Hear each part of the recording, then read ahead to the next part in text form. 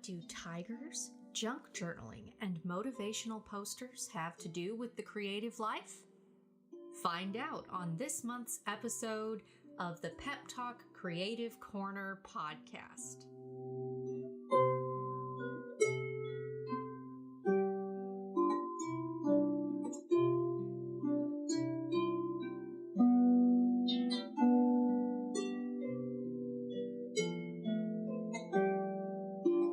Welcome, creative creatures. I'm Katie Silverwings. And I'm Allie D. Art. And we are the creative creatures of the Creative Corner Podcast. And today we are joined by a very special guest. The one, the only, Dr. Sharon Hinton, director of PepTalk Productions and our producer. our queen. Hello, world. So, welcome. Thank you for joining us on the podcast for our first episode. This is so exciting. Seriously, thank you so much for being with us today. Well, thank you for having me, and I'm very proud of both of you for making this podcast. We couldn't do it without you. We really couldn't.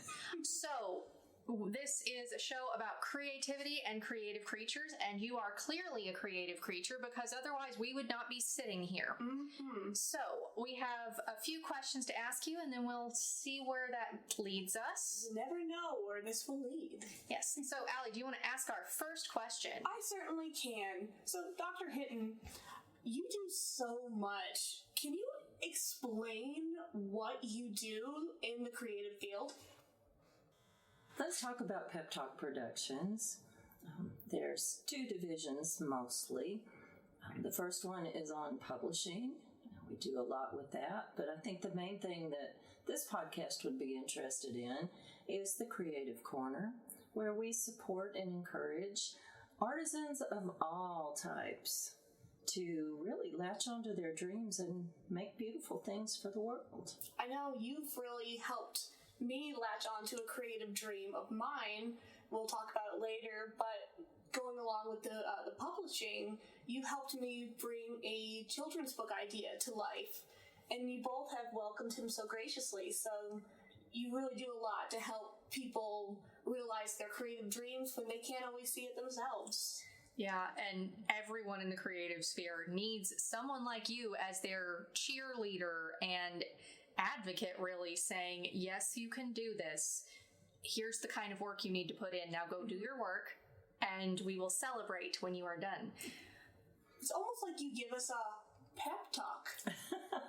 Yes, I can't imagine who came up with that name. I wonder. Yeah, it does make you wonder, doesn't it? That's the most fun with the job, is working with people who have an idea, but they're not quite sure if it's a good idea or how to make it real.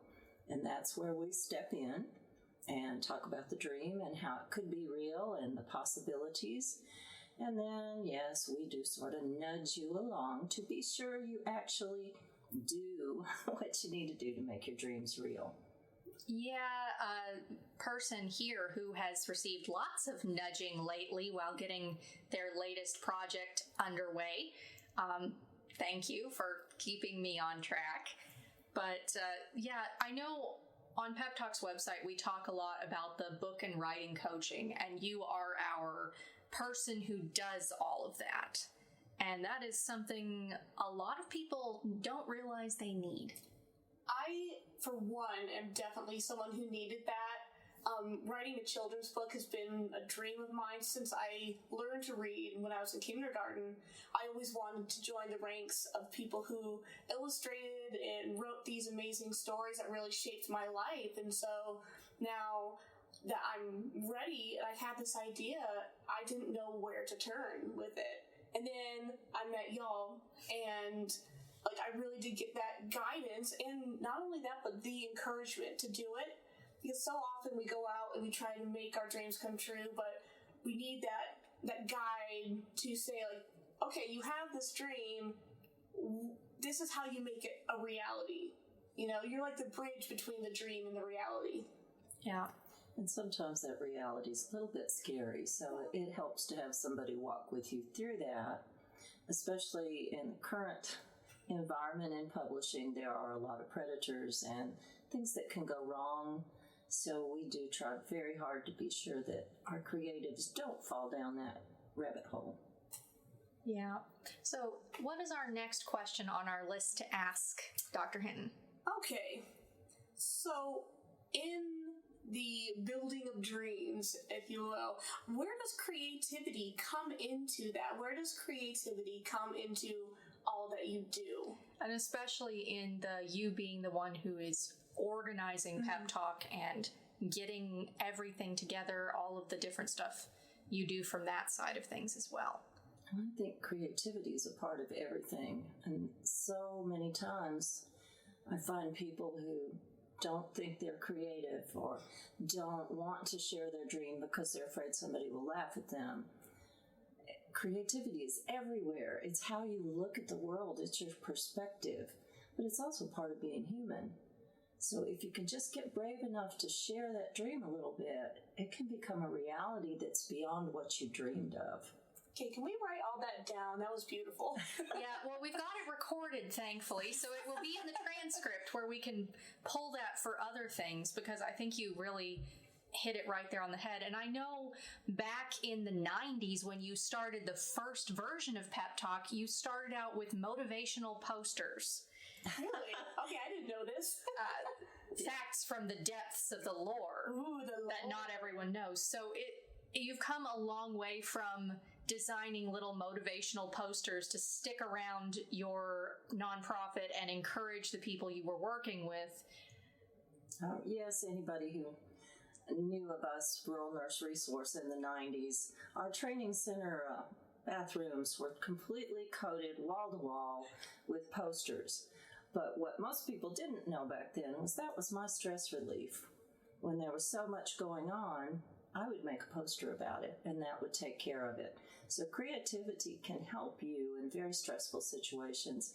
It also helps you celebrate. It's a lot of fun to make a character or a poster or a sticker, Allie D. Yes, the sticker, the queen of stickers has joined Pep Talk's team here, and we are so happy to have her. She's so happy to be here. So from all of that, our next question for you is, what keeps you coming back to the work you do? What is the thing about everything Pep Talk does and has done and is super secret surprises coming next year and further on down the line? What keeps you motivated and keeps you coming back to it? When I'm working with someone and their face lights up and I know they got it, they suddenly understand, or they suddenly realize that dream is reachable. It's amazing. When someone is published or someone does some piece of creativity that changes how they look at themselves, that makes my job worthwhile.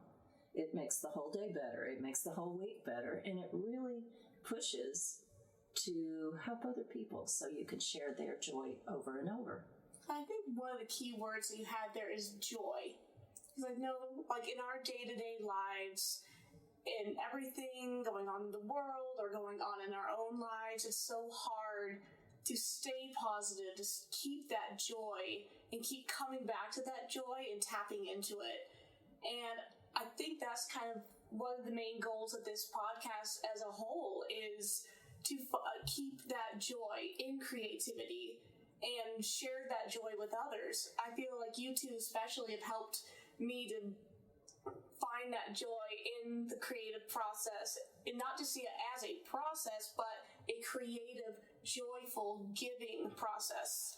And I think that's something we can really share with our listeners and everyone that we meet at our different events.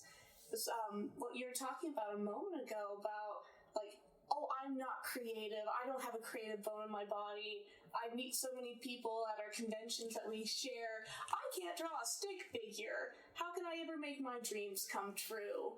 But then, when you point out there is joy in it, it's make that a joyful stick figure. You know, bring that stick figure, make him part of your dream, you know? Exactly. I know I'm really going off on the stick figure thing, but... Well, stick figures aside, that is the main reason that you and I became friends, Allie, is because throughout all of the different Memphis area conventions that the two of us have been to in the past 4 years, it's always, Here's Allie, bright and sparkly and stickers and happy nostalgia things. Here's Katie with her amazing, joyful books and her glittering, glowing, beautiful, colorful stained glass. And the whole thing with both of us is that we are the kind of creatives who exist to share what we love and what makes us happy or hopeful with other people to help them maybe have just that little bit of sparkle in their life. Yeah. And in my writing, a lot of my work is about characters finding ways to work together to solve problems, or just being compassionate and supportive of each other while they're going through things. But again, everything that we do is centered in a place of joy and hope that the world can become better somehow if we will all just hold on to the fact that it might be able to be there. So there's no nihilism on this end of the creative spectrum. There are plenty of other podcasts for the nihilistic creatives, but here we're all about joy. We like joy. And like I tell people a lot at my table at the shows, they're like, "Oh, did you draw all this? Wow, how do you think of all this?" And you kind of get your little catchphrases for when people ask you questions, like your kind of go-to answers. Keep it quick, like my talking right now. I usually tell people, that if it has ever made me smile, I'm going to draw it. That's why I have a lot of nostalgia and childhood cartoons or possums. I love possums. Yes, or a certain worm. A certain worm who's waiting to make his debut if I can get my act together. Well, you will. I will. Pep talk. There you go. Yes. So, what do you think of all that, Dr. Hinton? Does that make any sense from your perspective? It makes perfect sense. My background is in trauma nursing, and you have to hold on to whatever little piece of happiness or joy that you can hold on to when you're in the middle of a bad day or a crisis or something catastrophic. If you can just hold on to that hope, you can move forward. And that's the whole point of Pep Talk, is to help people realize no matter how bad it is, there's still something wonderful you can hold on to, and that will grow if you give it a chance. I really want to reiterate that to people, that creativity and keeping that joy really does get you through the hard times. I think of recently, I was going through a pretty tough season. I won't go into detail, but I was kind of at a low place, and I thought I had no creative energy. And I was sitting on my couch, feeling sorry for myself, and I found myself drawing. Shocker. And just drawing bright, sparkly, happy things that it was for someone I knew was going to make them happy. And just the joy of making that, the joy of sharing that with somebody else, that really did help me escape from my troubles and kind of remember my purpose too. So I want to share that with anyone who listens to this or comes and meets us, that joy and creativity is part of what gets us through life, Yeah, and I definitely can agree with that. Anyone who's heard me go on and on and on about my characters in my Strange Space books, part of the origin of that was I needed something to keep me relatively sane during lockdown, because at the time I was alone in a flat in the converted rafters of an old church in England, and I didn't have contact with the outside world. And then these characters came to keep me company, and I started writing their stories and sending them to Dr. Hinton so that she could enjoy them. And then that became part of how I was processing a lot of things that I'd been through. But also it turned out, okay, these stories that I'm writing for myself about characters who are friends and who have adventures and eat baked goods together turned out to be something that I know you, Dr. Hinton, have said that really helped you through some stuff. So that is why all of my books have now come out of the woodwork and we've published them, is because those stories aren't just for me, they're for anyone else who needs that encouraging. And granted, I do write some more serious stuff in the books, but there's also short stories about small, fuzzy aliens causing utter chaos because they are small and cute and they like baked goods and shiny things. So, isn't it amazing what happens when you let other people meet your characters and meet your friends, really. And when those people that you share them with encourage you. And I feel like that's so important for our community, the creative communities. Share it and allow yourself to be shared with so we can build each other up. Well, that's a point that you've both really emphasized that I would like for your listeners to remember. When you create something, whether it's writing or glass or stickers, it changes the perspective from other people's lives. The stories that Katie writes really bring encouragement, and someone needs that story. If you never share your story because you're afraid, somebody misses that blessing that you could have given. The stickers during lockdown, when she brought me one of your stickers. I still have that thing. That was the first con that we were tabling next to each other at. That check out Allie's website to see this thing, or I will post a little picture of it up with this. But in addition to drawing our final version of our adorable little squirrels from the podcast logo, Allie has this wonderful sticker image of a tiny little sparkly plague doctor with the words "wash your hands" on it. Can I do the voice? Yes. Okay, this is whenever anyone sees the sticker at the con, I go, "Wash your hands." So, of course, I had to bring one of those back to Dr. Hinton because hand washing has been something that has been part of our relationship for as long as I can remember, especially because you used to teach hand washing skills to grade school children as part of R&R's work. So now, ever since then, the little sticker that Allie made has been on the back of Dr. Hinton's laptop. So it's endless joy, not just for me, but for anybody who sees that computer back. They're like, oh. And believe it or not, it makes them think about it too. Have I washed my hands? Have I washed my hands? Think how many people you affected just because you created that. And it's really cute too. I now have it on. I got it actually reminded me to bring some hand sanitizer to my table. So I got big old thing of hand sanitizer, put that sticker on it, and I have it out. So I'm like, wash your hands while you're here, you know? Excellent. And it just really is an honor that y'all even have that on your laptops. And whenever I see anybody with my stickers or anything on mine, I just feel so honored. It's really sweet. And like someone's enjoying my art and helping to make someone else smile a little bit, just like they help me smile. Yeah, I mean, seeing your designs out in the wild as a creative is absolutely thrilling. Like, I've run into servers at some of the restaurants around town that I didn't recognize them because I go a little bit face blind at events. But then I look on their apron among their different pins, and there's one of mine that I've designed. Seriously?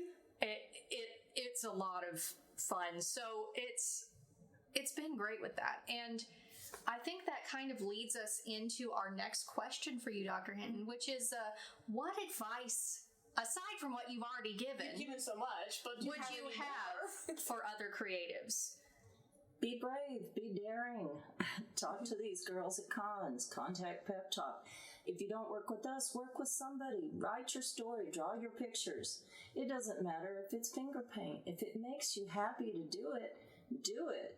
You know, and you'd be surprised. I have had doctorate level nurses using finger paint, and it went from a very serious conference to a very joy-filled conference because they were given permission to create something. And then we went back to the serious stuff. So be brave. Create what you want to and make yourself and others happy. I think that's a good point you brought up about giving yourself permission to be creative too. I feel like there's a strange myth that when we grow up and, you know, put away the crayons, put away the finger paints, then you can't be creative anymore unless you're a big professional artist. For years, I thought I wasn't good enough to paint on a canvas because I wasn't a real artist. I thought I had to be done with art. But allowing yourself to engage in creativity, no matter what form it takes, like, that's what we have to do as humans. That's what we were made to do. We were made to create, you know, and share that creativity. I think that's something everybody needs to remember. And going off of what you were saying, I will add the little asterisk to the end of that of don't be afraid to have whatever creative thing you're doing not be super high quality quality when you're starting out with it. Please. It's like, it doesn't have to be good. It just has to exist, and you can make it good later, or your next one will be better.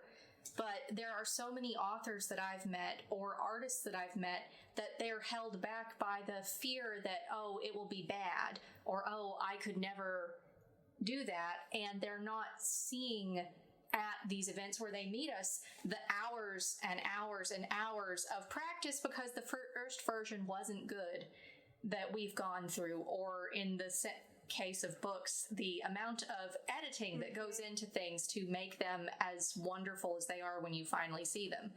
All hail Dr. Hinton, the developmental editor, who makes sure that my books make sense. I think that's one thing I want to kind of caution all of you creatives. Someone who loves you may not necessarily be the right person to look at your work. So find somebody else to share with, another creative. Or you have 2 new podcast hosts. Hello. Talk to them, but let somebody see. But don't be offended if your family doesn't really want to see your artwork or your writing. That's just not their thing.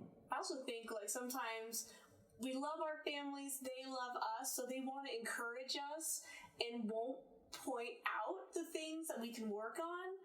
I mean, if you have family that does that in a loving way, like I do, that's wonderful. But working with your peers, coming up to us at our conventions, going to your friends who are also creatives, like showing them and also allowing them, like inviting them to give feedback, say like constructive criticism, critiques, and like getting yourself ready to take those critiques and going to the people who are creative that you trust. That's how you're really going to grow. Yeah. And of course, we grow by doing. Mm-hmm. So if you want to get better at it, have the fun of just making until you get there. Like, those of you who've seen my stained glass work over the last few years have seen how much my solder lines have improved, because I wanted to throw the first piece that I was soldering with that particular brand of lead-free solder that I use across the room, because it was not cooperating with me. But I did eventually get it finished. I think that one may be in the box of shame, but the next one was good. I kind of want to see this box of shame. we will do a little video clip on our social media of me showing Allie what is in the box of shame. And that is where, whenever I am soldering things, if the sun catcher I'm working on cracks in the middle of the soldering process, oh no, it goes into the box of shame until I have the energy to work on it again, because I'll have to take it apart and things. But tell you what, you show me the box of shame, I'll show you my old DeviantArt pictures, my very early artwork. I have this infamous one in my mind. It was I love Phantom of the Opera. Phantom of the Opera is one of my all-time favorite musicals, movies, you name it. I drew this picture with crayons. I was using crayons. I was in high school. I was using crayons. That's all I had. But I drew this picture, and Christine was there, and there's a phantom behind her, kind of like creeping up, and he has his hand on her shoulder. It looks like a claw.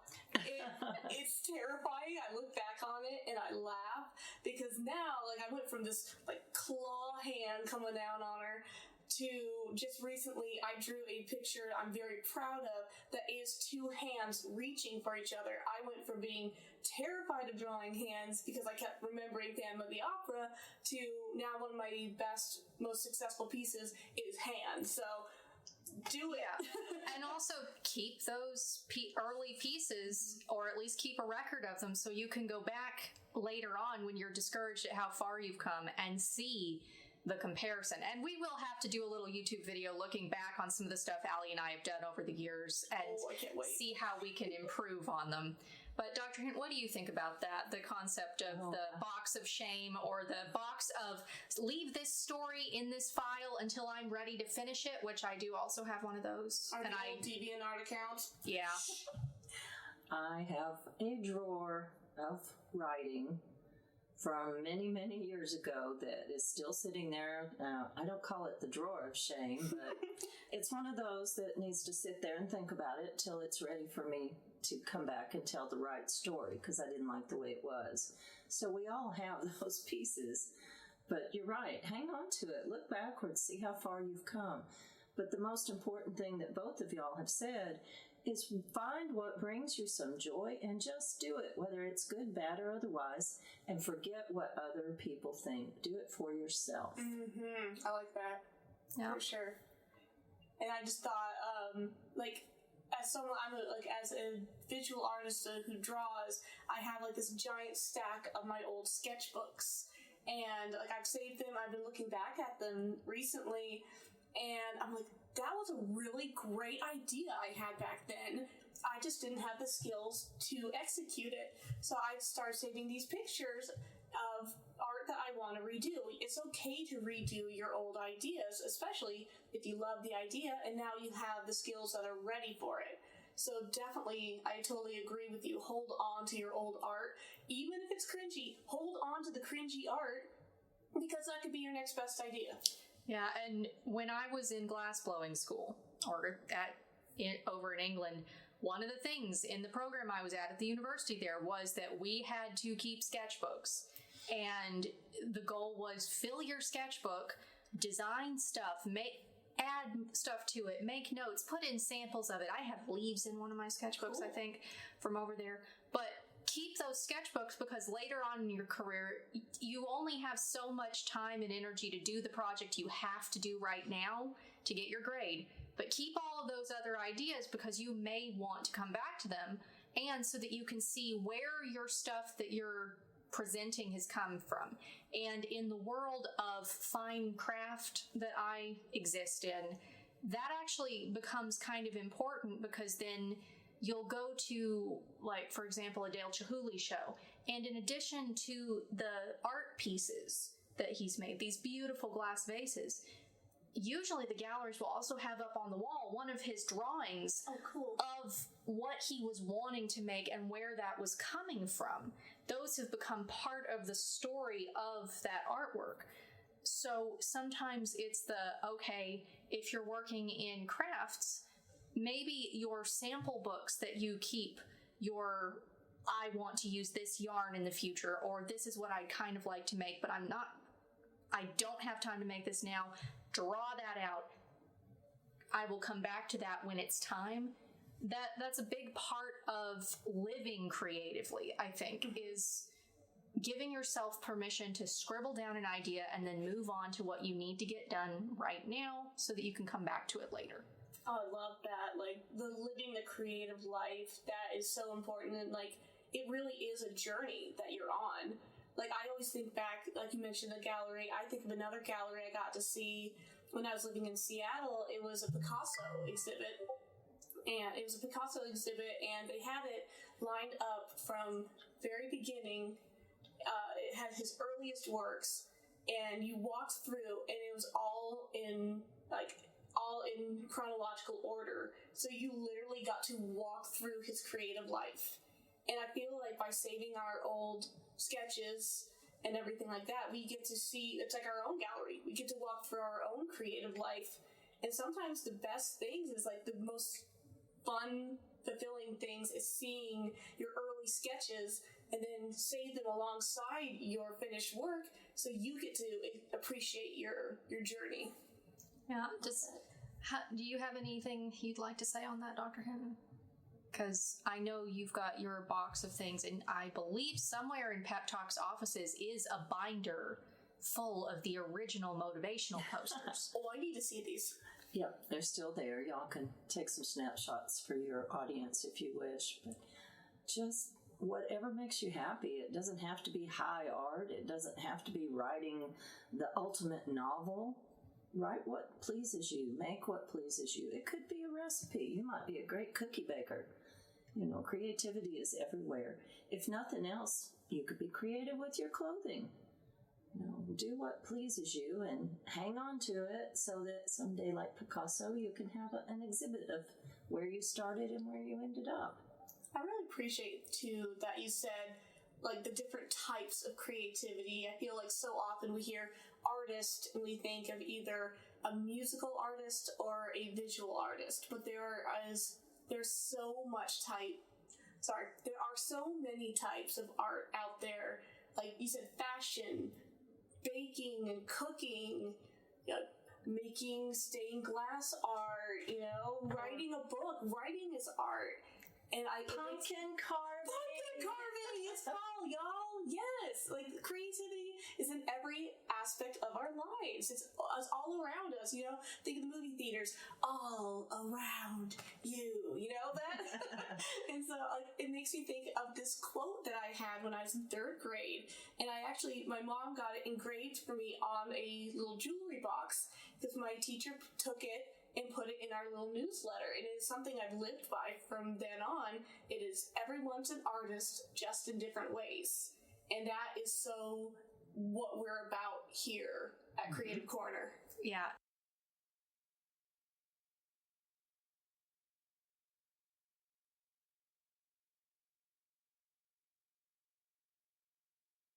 Yeah, and in the world of the handcraft stuff that I do, in addition to the other art things that I do, sometimes it's okay, I have a chance. It's like I've caught up with my other things. I just want to make this specific idea that I've got in my head for fun and see where it goes. And if this sun catcher is going to end up being something that I want to make in the future, I may have a piece in the studio that was I am frustrated with the world and I just need to make something fun kind of piece that is an old little glass yogurt container that's been turned into a jellyfish.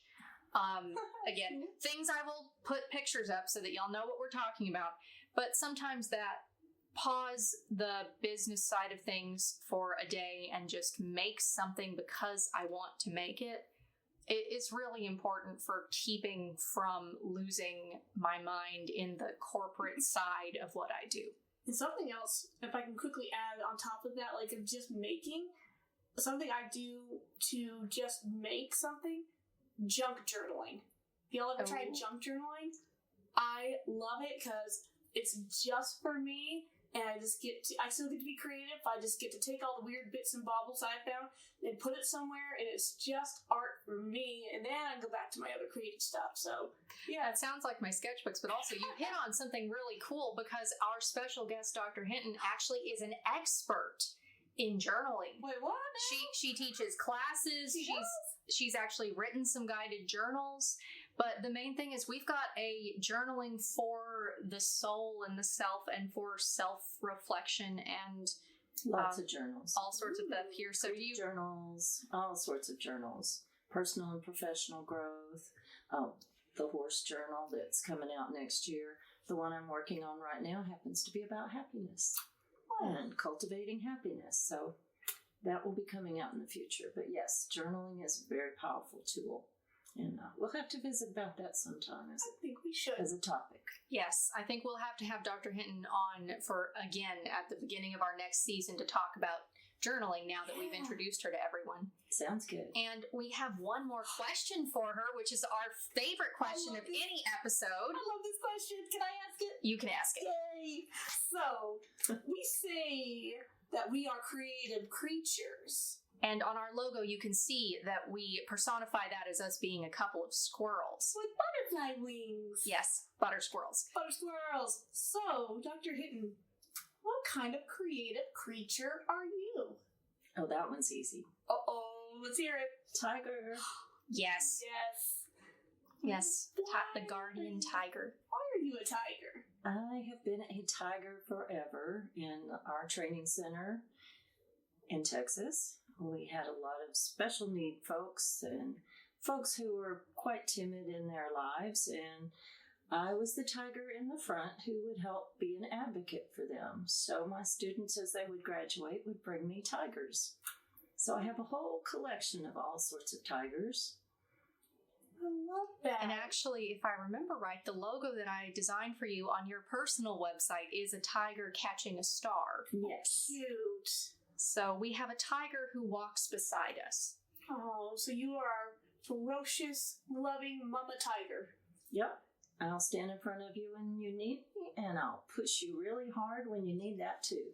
Oh, That's so cool. I love it. And very appropriate. We're in Memphis. Go Tigers. Yeah.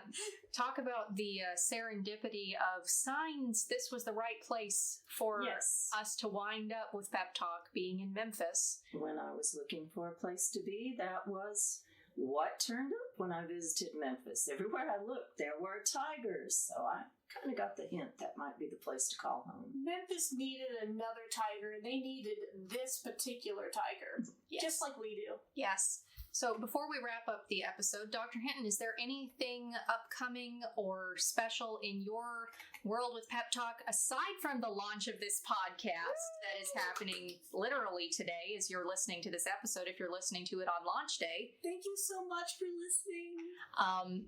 Is there anything else you've got coming down the pipeline that you want to promote to people, or other things you want to tell them before we let our creative creatures go off on their creative lives? Away. I would think you would want to promote what is coming out at the same time as this podcast.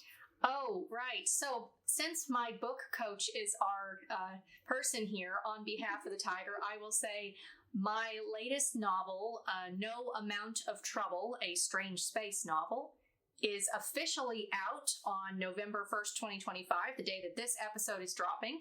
So it is another tale of poor Pilot Sergeant Potts and his little fuzzy alien companion going on an adventure. In this book, they get a little bit lost and spend a bit of time hitchhiking on various alien ships and have to figure out how to get back to their unit, or at least have to survive to get back to their unit. So it's a fun, cozy space adventure kind of a thing. If you enjoyed reading Garden in the Darkness, well, this is the origin story of how Wendy acquired their human. And Dr. Hinton has been helping me get that ready to go because it's one of Pep Talk's publications. And it's a good story. You will like it. Yes. And of course, the other thing that you are launching today is, of course, the podcast you're listening to. When this episode launches, which again is on November 1st, 2025, at the same time as this episode drops at the Hilton in Memphis, Allie and I are sitting in a conference room interviewing somebody for our first live recorded at an event episode. So thank you to everyone who's come here from MCFC. Memphis Comic and Fantasy Convention. We are so excited to be launching the show at MCFC and to have our first episode here on the feed for you to listen to before our live one gets edited and put up for you to listen to. But thank you all so much for that. And thank you, Dr. Hinton, for joining us today. We are so happy to have you as the tiger who keeps us little butter squirrels in line. And I want to just say thanks to both of you for allowing me to be part of this amazing project, this amazing podcast, and all that it's going to be.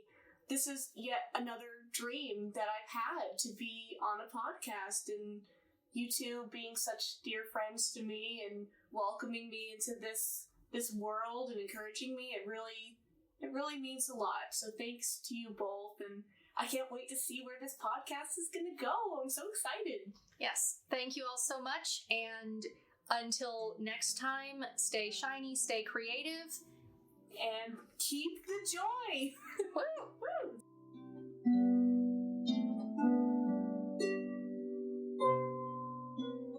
The PepTalk Creative Corner Podcast is brought to you by PepTalk Productions, LLC, and PepTalk Creative Arts. This podcast and all of its content are copyright 2025 PepTalk Productions, LLC. This podcast is for informational and entertainment purposes only. The views expressed are solely those of the host and guests and do not necessarily reflect the official policy or position of any other person, agency, company, or organization. PepTalk Productions, LLC, and the podcast hosts are not responsible for any losses, damages, or liabilities resulting from the use of the information provided in this podcast. Do not rely on this content as medical, legal, or financial advice. Please consult a qualified professional for advice tailored to your specific situation. This episode may contain sponsored content or affiliate links. No AI was used in the creation of the contents of this podcast. You can find out more about the PepTalk Productions LLC catalog of books and services, as well as the PepTalk Creative Corner podcast by going to our website, www.peptalkproductionsllc.com. Thank you for listening.